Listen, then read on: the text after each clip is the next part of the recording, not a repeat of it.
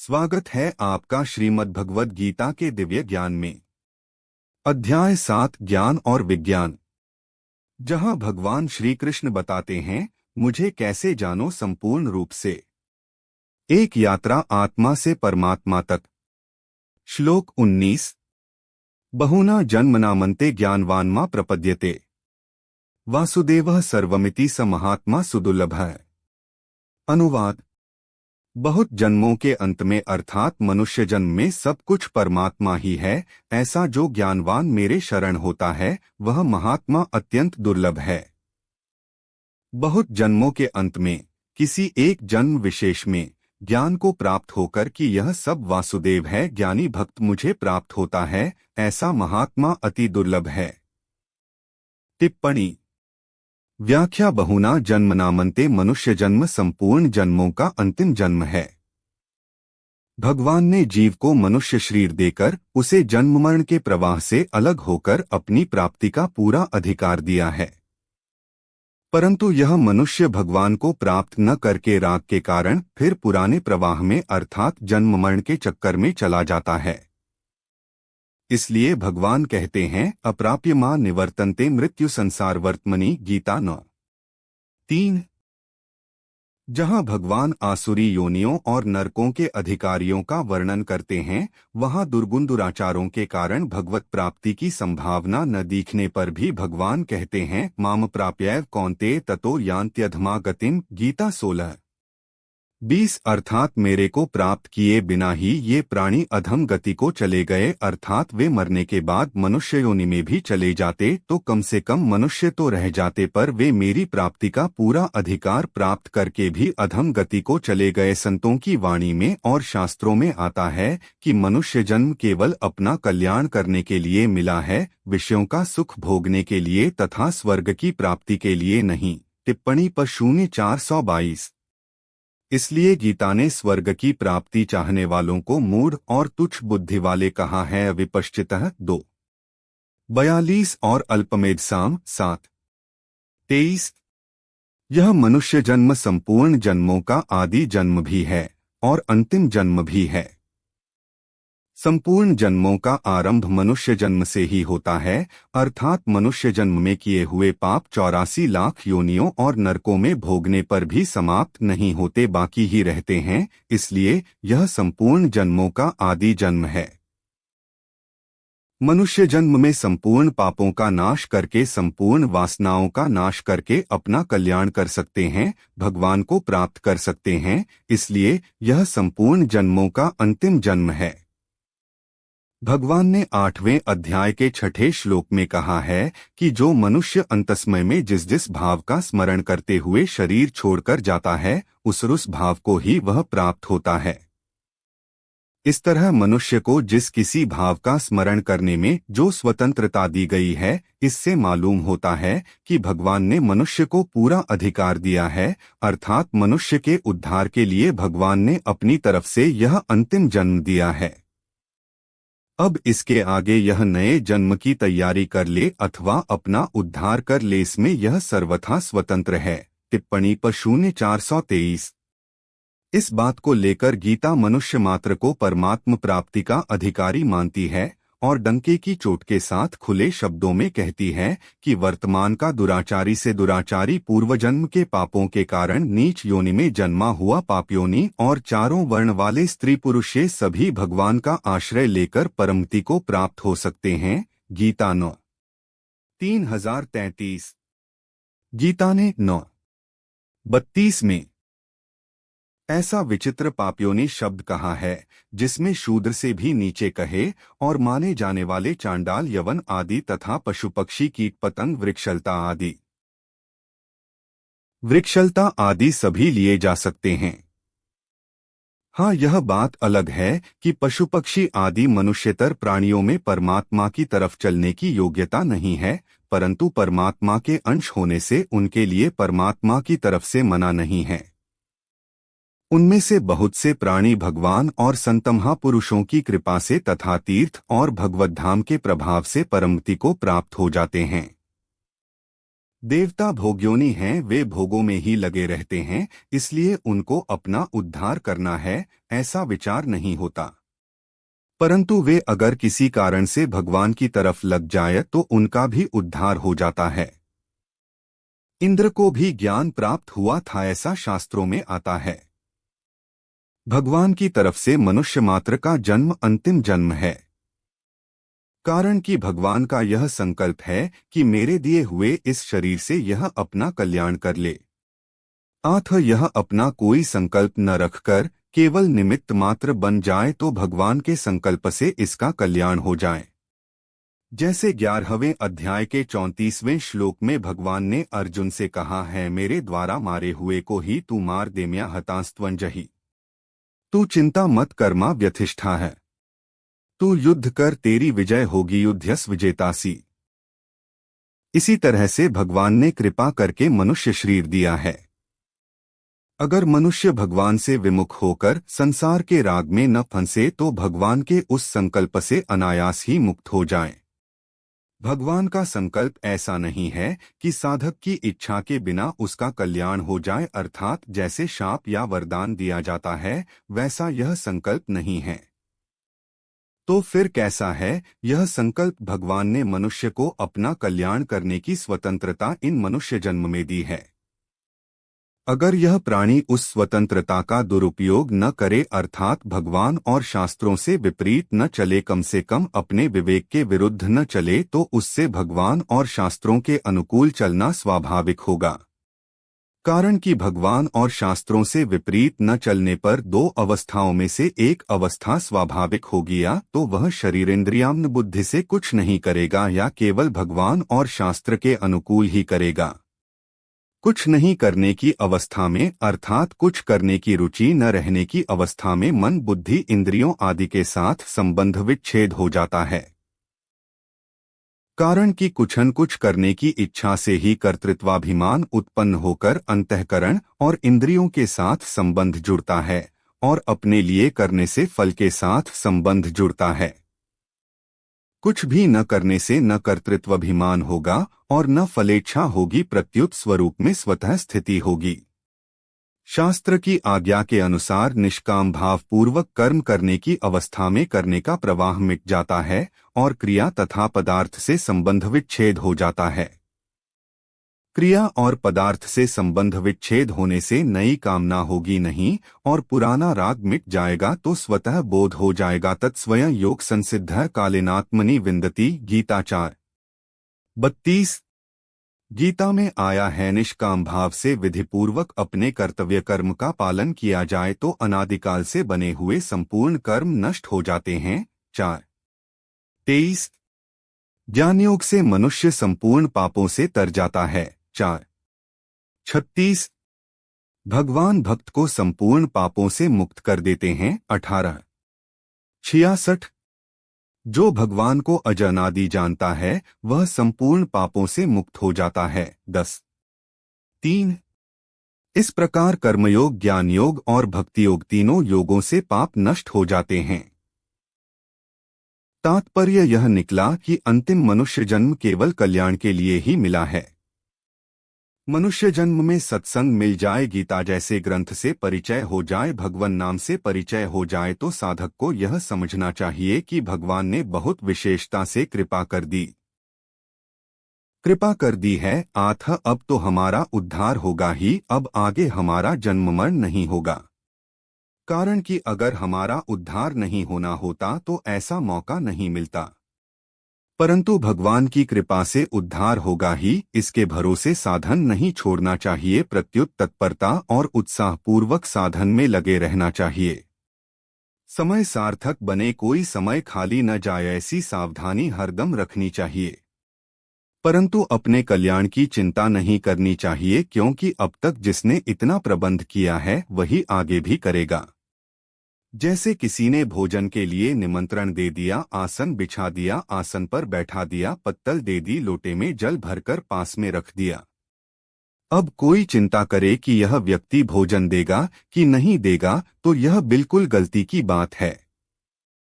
कारण कि अगर भोजन नहीं देना होता तो वह निमंत्रण क्यों देता, भोजन की तैयारी क्यों करता। परंतु जब उसने निमंत्रण दिया है, बुलाया है, तैयारी की है, तब उसको भोजन देना ही पड़ेगा।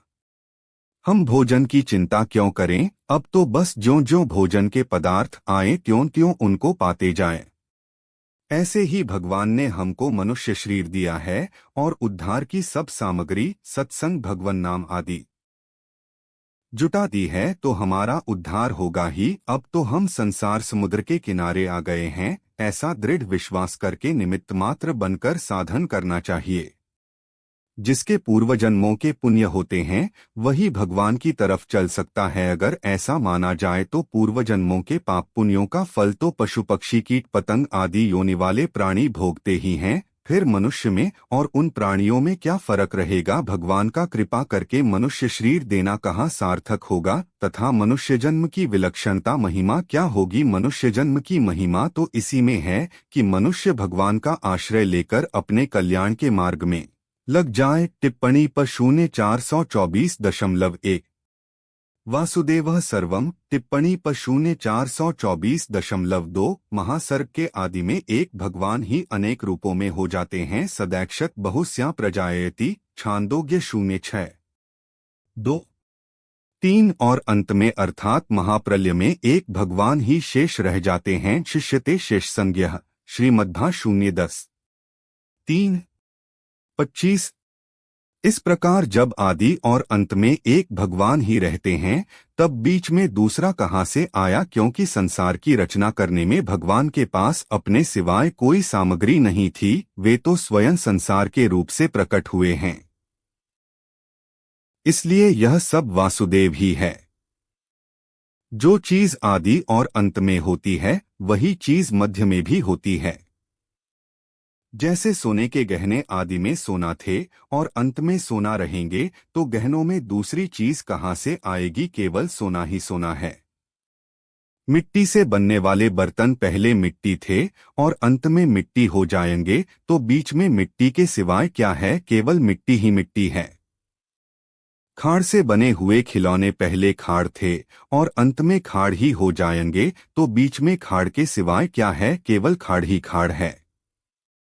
इसी तरह सृष्टि के पहले भगवान थे और अंत में भगवान ही रहेंगे, तो बीच में भगवान के सिवाय क्या है, केवल भगवान ही भगवान हैं।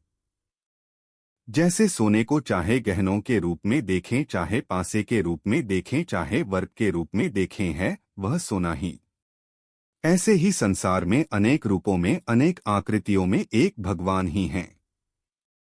जब तक मनुष्य की दृष्टि गहनों की तरफ, उसकी आकृतियों की तरफ रहती है, उसी को महत्व देती है, तब तक यह सोना ही है, इस तरफ उसकी दृष्टि नहीं जाती। ऐसे ही जब तक मनुष्य की दृष्टि संसार की तरफ रहती है, उसी को महत्व देती है, तब तक सब कुछ भगवान ही हैं, इस तरफ उसकी दृष्टि नहीं जाती।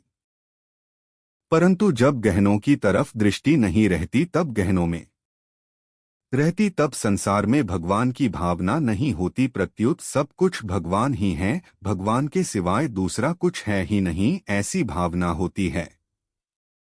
कारण कि संसार में भगवान की भावना करने से संसार की सत्ता साथ में रहती है, अर्थात संसार की भावना रखते हुए, उसकी सत्ता मानते हुए उसमें भगवान की भावना करते हैं। जब तक संसार की सत्ता मानते हैं, संसार को महत्व देते हैं, तब तक संसार में भगवान की भावना करते रहने पर भी वासुदेवः सर्वम का अनुभव नहीं होता। ब्रह्मभूत मनुष्य निर्वाण ब्रह्म को प्राप्त होता है। 5:24 ब्रह्मभूत योगी को उत्तम सुख मिलता है। 6:27 ब्रह्मभूत भगवान की पराभक्ति को प्राप्त होता है और उस भक्ति से तत्व को जानकर उसमें प्रवेश करता है। 18:5455 गीता की दृष्टि से ये तीनों ही अवस्थाएं हैं। अवस्थाओं में परिवर्तन होता है, परंतु वासुदेवः सर्वम यह अवस्था नहीं है, प्रत्युत वास्तविक तत्व है। इसमें कभी परिवर्तन नहीं होता। यह जो कुछ संसार दिखता है सब भगवान का ही स्वरूप है। भगवान के सिवाय इस संसार की स्वतंत्र सत्ता थी नहीं है, नहीं और कभी होगी भी नहीं। आंख देखने, सुनने और समझने में जो कुछ संसार आता है वह सबका सब भगवत स्वरूप ही है। भगवान की आज्ञा है मनसा वचसा दृष्टया गरिह्यते नैर्पीन्द्रियः अहमेव न मत्तोन्यदिति बुद्ध्यध्वमंजसा। श्रीमद्भा 0:11-13। मन से, वाणी से, दृष्टि से तथा अन्य इंद्रियों से भी जो कुछ ग्रहण किया जाता है वह सब मैं ही हूँ, मुझसे भिन्न और कुछ नहीं है।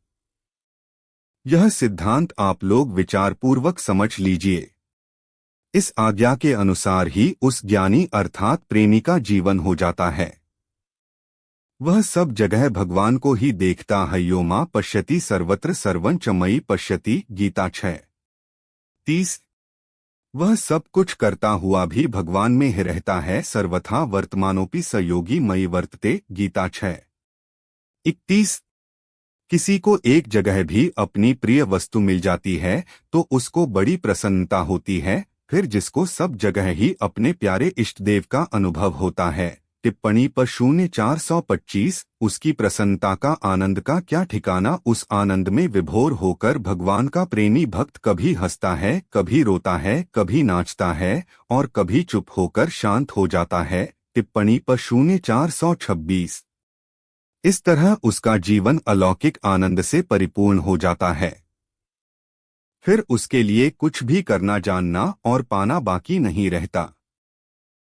वह सर्वथा पूर्ण हो जाता है, अर्थात उसके लिए किसी भी अवस्था में, किसी भी परिस्थिति में कुछ भी प्राप्त करना बाकी नहीं रहता।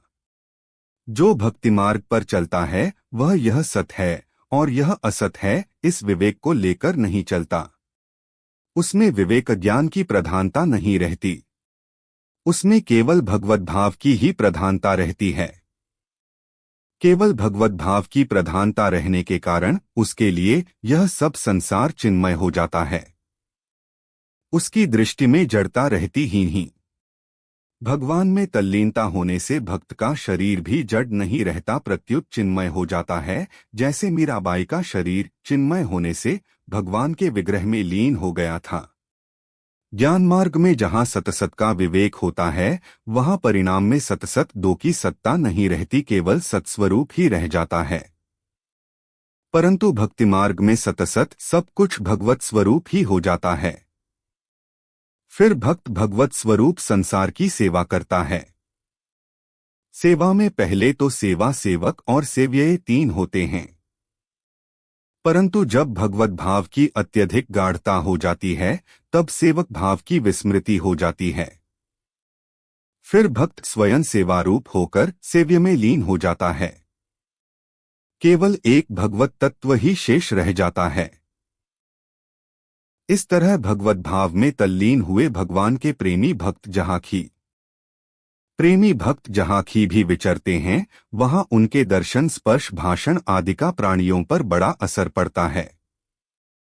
जब तक मनुष्यों की पदार्थों में भोग बुद्धि रहती है तब तक उनको उन पदार्थों का वास्तविक स्वरूप समझ में नहीं आता। परंतु जब भोग बुद्धि सर्वथा हट जाती है तब केवल भगवत स्वरूप ही देखने में आ जाता है। मार्मिक बात, वासुदेवः सर्वम्। इस तत्व को समझने के दो प्रकार हैं। एक, संसार का अभाव करके परमात्मा को रखना अर्थात संसार नहीं है और परमात्मा है। दो, सब कुछ भगवान ही भगवान है। इसमें जो परिवर्तन दिखता है वह भी भगवान का ही स्वरूप है, क्योंकि भगवान के सिवाय उसकी कोई स्वतंत्र सत्ता नहीं है। उपर्युक्त दोनों ही प्रकार साधकों के लिए हैं। जिस साधक का पदार्थों को लेकर संसार में आकर्षण, राग है, उसको यह सब कुछ नहीं है, केवल परमात्मा ही है, इस प्रणाली को अपनाना चाहिए। जिस साधक का पदार्थों को लेकर संसार में किंचन मात्र भी आकर्षण नहीं है और जो केवल भगवान के स्मरण, चिंतन, जप, कीर्तन आदि में लगा रहता है, उसको संसार रूप से सब कुछ भगवान ही है, इस प्रणाली को अपनाना चाहिए। वास्तव में देखा जाए तो ये दोनों प्रणालियां तत्व से एक ही हैं। इन दोनों में फर्क इतना ही है कि जैसे सोने में गहने और गहनों के नाम, रूप, आकृति आदि अलग अलग होते हुए भी सब कुछ सोना ही सोना जानना।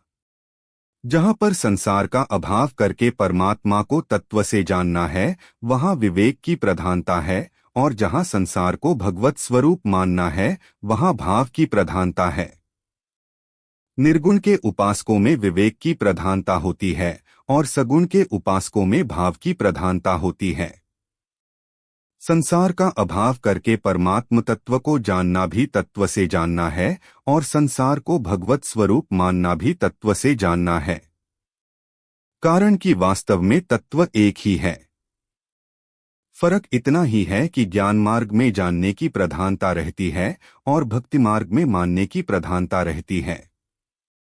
इसलिए भगवान ने ज्ञान मार्ग में मानने को भी जानने के अर्थ में लिया है, इति मत्वा न सजजते, गीता 3:28, और भक्ति मार्ग में जानने को भी मानने के अर्थ में लिया है, 5:29, 9, 13-10, 3 जुलाई 1924, 27-41।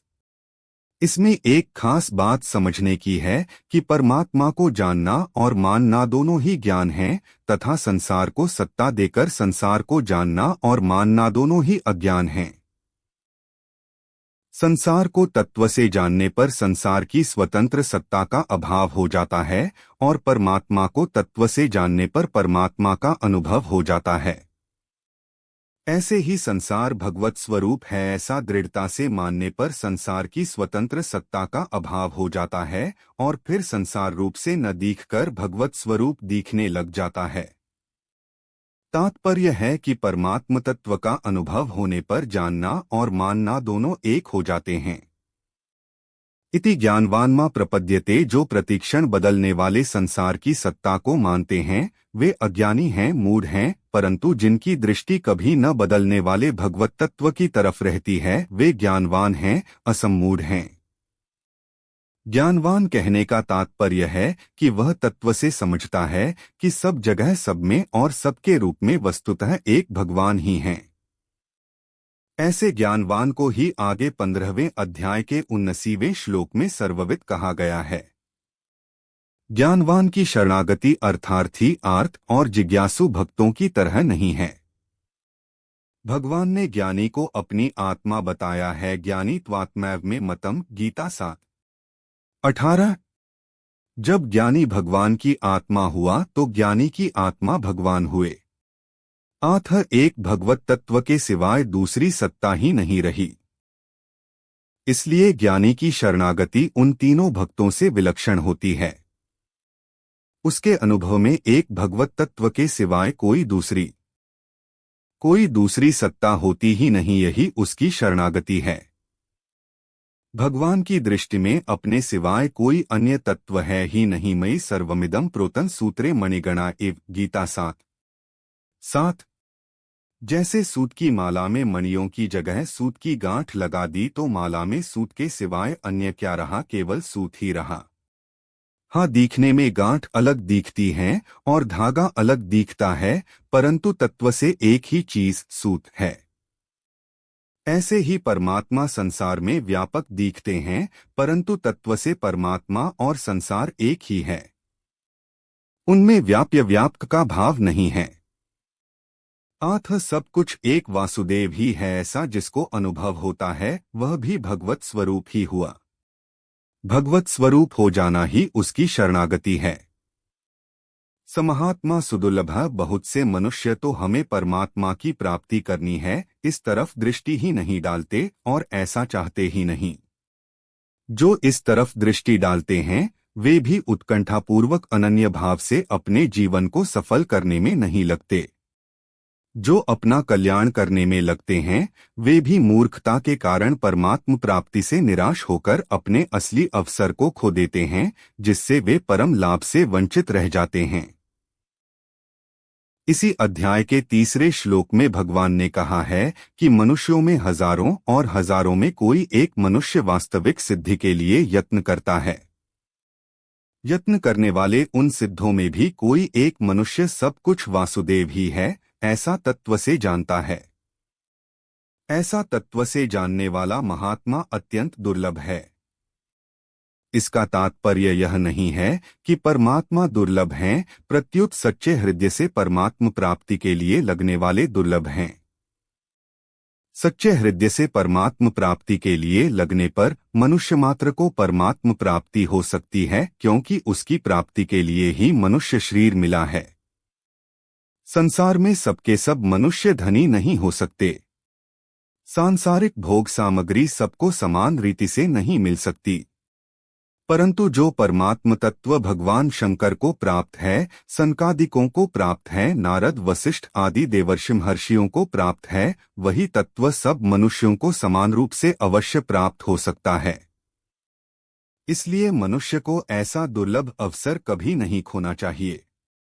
भगवान की यह एक अलौकिक विलक्षणता है कि वे भूखे के लिए अन्न रूप से, प्यासे के लिए जल रूप से और विषी के लिए शब्द स्पर्श रूप रस और गंध रूप से बनकर आते हैं। वे ही मन बुद्धीन्द्रिया बनकर आते हैं। वे ही संकल्प विकल्प बनकर आते हैं। वे ही व्यक्ति बनकर आते हैं, परंतु साथ ही साथ दुख रूप से आकर मनुष्य को चेताते हैं कि अगर तुम इन वस्तुओं को भोग्य मानकर इनके भोक्ता बनोगे तो इसके फलस्वरूप तुमको दुख ही दुख भोगना पड़ेगा। इसलिए मनुष्य को शर्म आनी चाहिए कि मैं भगवान को भोग सामग्री बनाता हूँ, मेरे सुख के लिए भगवान को सुख की सामग्री बनना पड़ता है। भगवान कितने विचित्र दयालु हैं कि यह प्राणी जो चाहता है भगवान वैसे ही बन जाते हैं। देखने, सुनने और समझने में जो कुछ आ रहा है और जो मन बुद्धीन्द्रियों का विषय नहीं है वह सब भगवान ही हैं और भगवान का ही है, ऐसा मान ले, वास्तविकता से अनुभव कर ले तो मनुष्य विलक्षण हो जाता है, समहात्मा सुदुर्लभ हो जाता है। एक वैरागी बाबा जी थे। वे गणेश जी का पूजन किया करते थे। उनके पास सोने की बनी हुई एक गणेश जी की और एक चूहे की मूर्ति थी। वे दोनों मूर्तियां तौल में बराबर थीं। एक बार बाबा जी ने तीर्थों में जाने का विचार किया और वे उन मूर्तियों की बिक्री करने के लिए सुनार के पास गए। सुनार ने उन दोनों मूर्तियों को तौलकर दोनों के बराबर दाम बता दिए तो बाबा जी सुनार पर बिगड़ गए कि तू क्या कह रहा है, गणेश जी तो देवता हैं और चूहा उनका वाहन है, पर तू दोनों का बराबर मूल्य बता रहा है, यह कैसे हो सकता है। सुनार बोला कि बाबा जी मैं गणेश और चूहे को नहीं खरीदता हूँ, मैं तो सोना खरीदता हूँ। सोने का जितना वजन होगा उसके अनुसार ही उसका मूल्य होगा।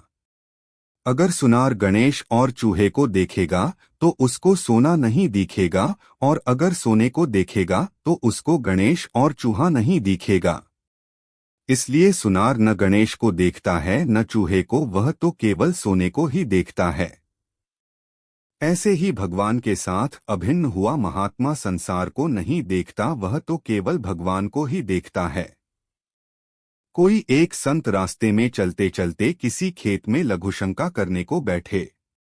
उस खेत के मालिक ने उनको देखा तो मतीरा, तरबूजा चुराने वाला यही आदमी है ऐसा समझकर पीछे से आकर उनके सिर पर लाठी मार दी। फिर देखा कि ये तो कोई बाबा जी हैं, हाथ जोड़कर बोला महाराज मैंने आपको जाना नहीं और चोर समझकर लाठी मार दी, इसलिए महाराज मुझे माफ करो। संत ने कहा माफ क्या करना, तूने मेरे को तो मारा नहीं, तूने तो चोर को मारा है।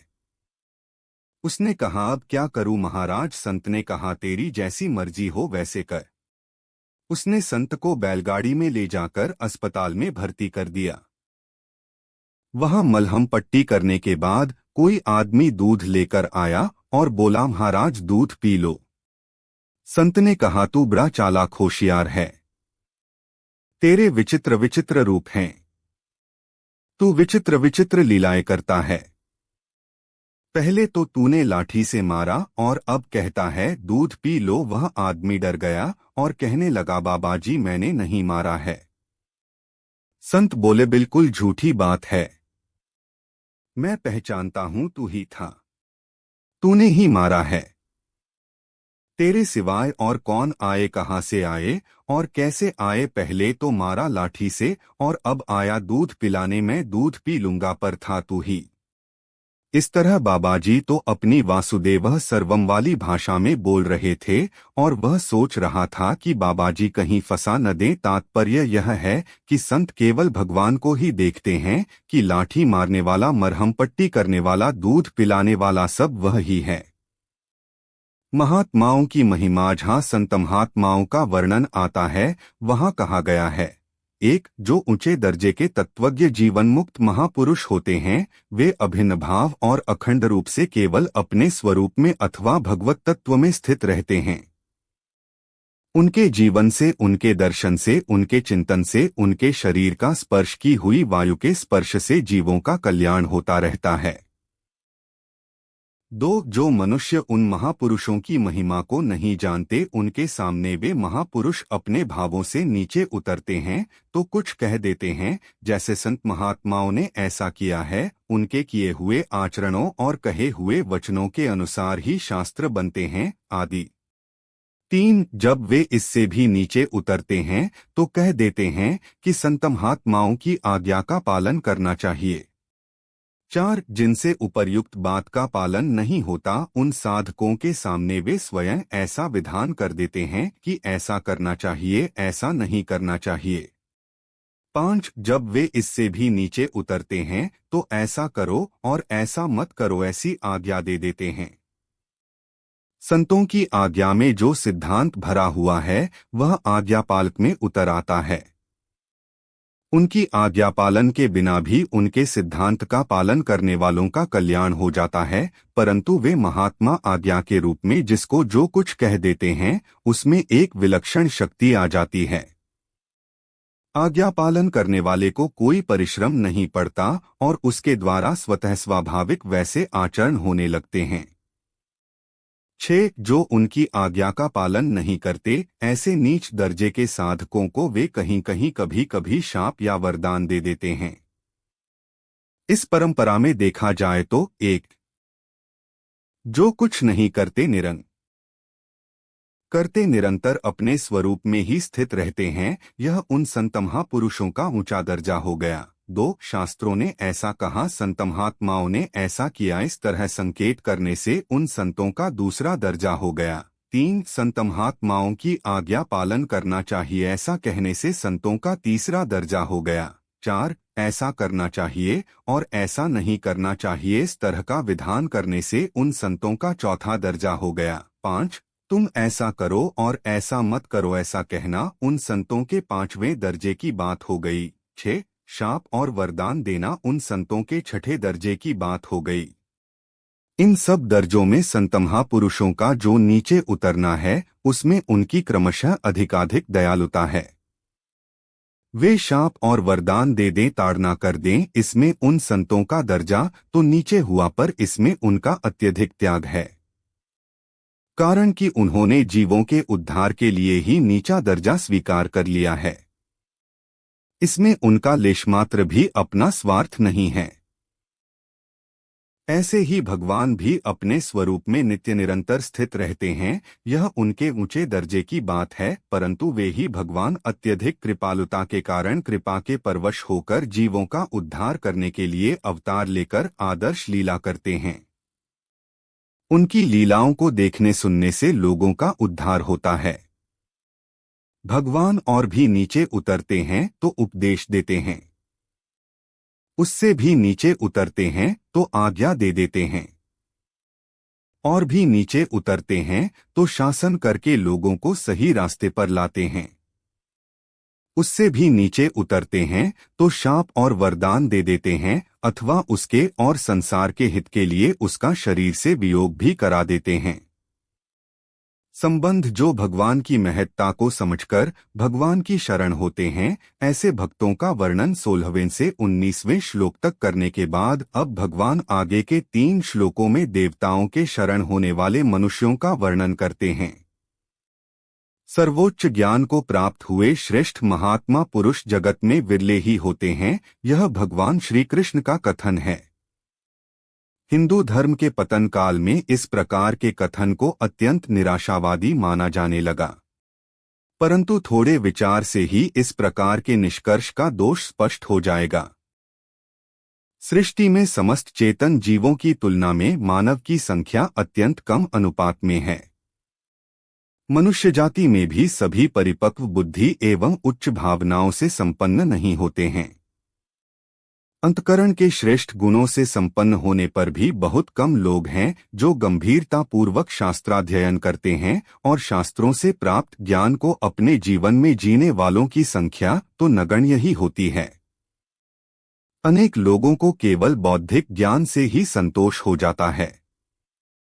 इस विवेचन से यह स्पष्ट हो जाता है कि विकास के चरम लक्ष्य आत्मानुभूति तक पहुंचने वाले ज्ञानी पुरुष विरले ही होंगे। डार्विन के समान प्राचीन काल में ऋषियों ने सभी प्राणियों का निरीक्षण करके यह पाया कि प्राणी का अपने निम्न स्तर से उच्च स्तर तक का विकास होने के लिए दीर्घकालावधि की अपेक्षा होती है, जिसमें विभिन्न परिस्थितियों एवं जन्मों से गुजरते हुए वह विकास के श्रेष्ठतर रूप को प्राप्त करता है। यह कालावधि करोड़ों वर्ष की हो सकती है। इससे हम कल्पना कर सकते हैं कि अहंकार को हटाकर अत्यंत सूक्ष्म बुद्धि के द्वारा प्राप्त हो सकने वाले विकास के सर्वोच्च लक्ष्य संपूर्ण आत्मज्ञान की प्राप्ति के लिए कितने जन्मों की तपस्या होनी चाहिए। इसका अर्थ यह कदापि नहीं है कि हम इसी वर्तमान जन्म में ही जीवन के इस सर्वोच्च लक्ष्य ज्ञान को प्राप्त नहीं कर सकते। गीता का कथन निराशाजनक नहीं वरन उत्साहवर्धक, निराशाजनक नहीं वरन उत्साहवर्धक है। यहाँ बताए गए असंख्य जन्म ज्ञान प्राप्ति के पूर्व के हैं, पश्चात के नहीं। यदि मनुष्य अपने जीवन की अनेक उपलब्धियों से भी असंतुष्ट होकर जीवन का वास्तविक लक्ष्य जानने का प्रयत्न करता है, तो यह स्वयं ही विकास की एक अवस्था है। तत्पश्चात शास्त्रों के अध्ययन में उसकी प्रवृत्ति हो और तत्प्रतिपादित सिद्धांतों को ग्रहण करने की सामर्थ्य हो तो स्पष्ट है कि वह आत्मदेव के मंदिर के द्वार तक पहुंच गया है। और अधिक लगन से प्रयत्न करने पर इसी जन्म में वह मानव जन्म के परम पुरुषार्थात्म संस्थिति को प्राप्त हो सकता है। साधक को साधना में अग्रसर होने के लिए उत्साहित करना ही भगवान के उक्त कथन का एकमात्र प्रयोजन है। यह सब आत्मा या वासुदेव ही है। इस ज्ञान को प्राप्त न करने का कारण वे अगले श्लोक में बताते हैं। वीडियो पसंद आया हो तो चैनल को सब्सक्राइब करें और वीडियो को लाइक करें।